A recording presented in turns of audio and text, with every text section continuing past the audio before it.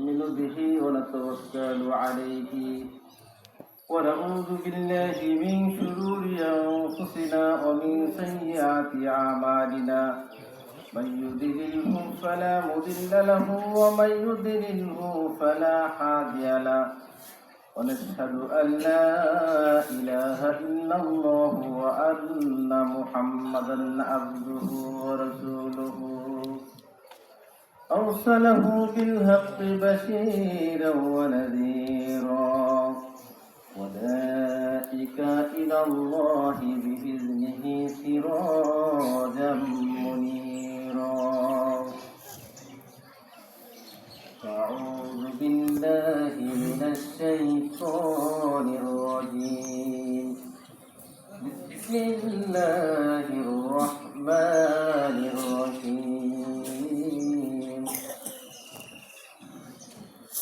يا أيها الذين آمنوا كتب عليكم الصيام كما كتب على الذين من قبلكم لعلكم تتقون ما كان محمد أبا أحد من رجالكم ولكن رسول الله وخاتم النبي وقال الله بكل شيء عليما إن الله وملائكته يصلون على النبي يا أيها الذين آمنوا صلوا عليه وسلموا تسليما اللهم صل على سيدنا مولانا محمد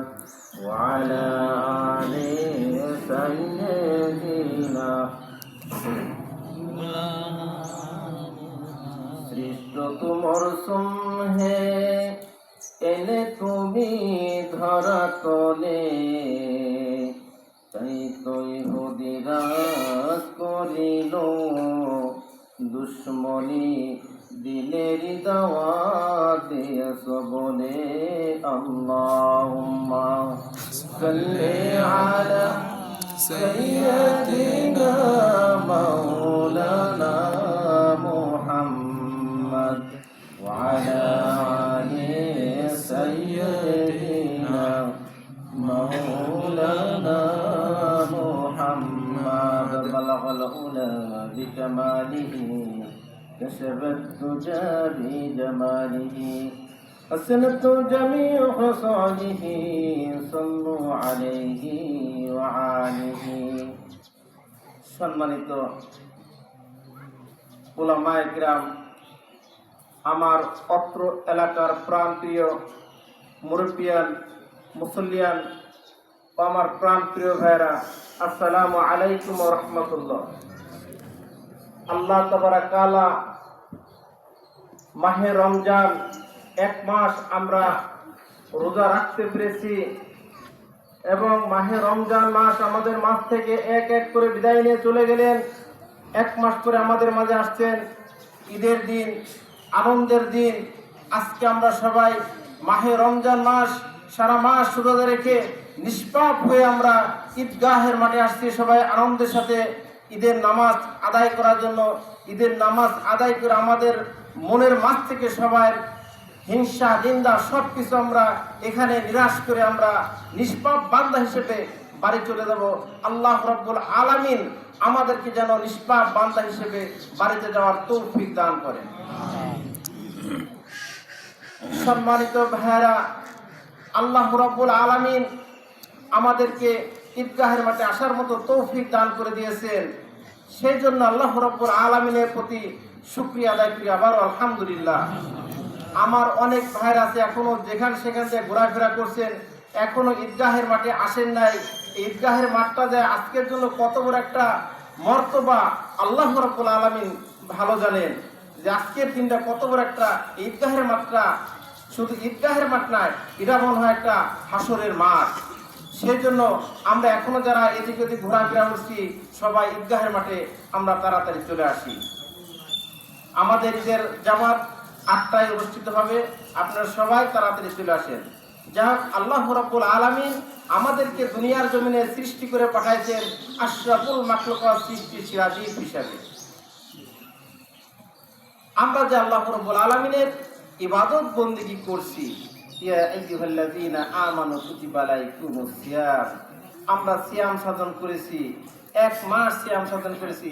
আমার আল্লাহ রাব্বুল আলামিন বলছেন, ও আমার বান্দারা, তোমরা 1 মাস সিয়াম সাধন করেছো, 1 মাস তোমাদের জন্য আমি আল্লাহ রাব্বুল আলামিন এটা শিক্ষণীয় মাস হিসেবে তোমাদেরকে উপহার স্বরূপ দিয়েছি।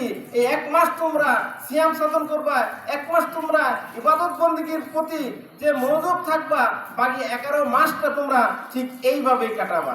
সুবহানাল্লাহ। যদি তোমরা বাকি 11 মাসটা এই সিয়াম সাধনের ভিতরে কাটাতে পারো, তাহলে তোমরা প্রকৃত আমার একজন ইমানদার হিসেবে কবরে আসবা। আমি আল্লাহ রাব্বুল আলামিন যখনই আমার বান্দা বান্দীদেরকে ডাকবো, তখনই সবাই যেমন মাহে রমজান মাস আমরা সিয়াম সাধন করি, তেমনি এই সিয়াম সাধন অবস্থায় আমরা মৃত্যুবরণ করব, সিয়াম সাধন অবস্থায় আমরা ওই কবরে যাব। এবং কি এই সিয়াম সাধনকে স্মরণ করে যদি আমরা কবরে যাই, আল্লাহ রাব্বুল আলামিনের পক্ষ থেকে আমাদের জান্নাতের ফয়সালা হয়ে যাবে। সুবহানাল্লাহ।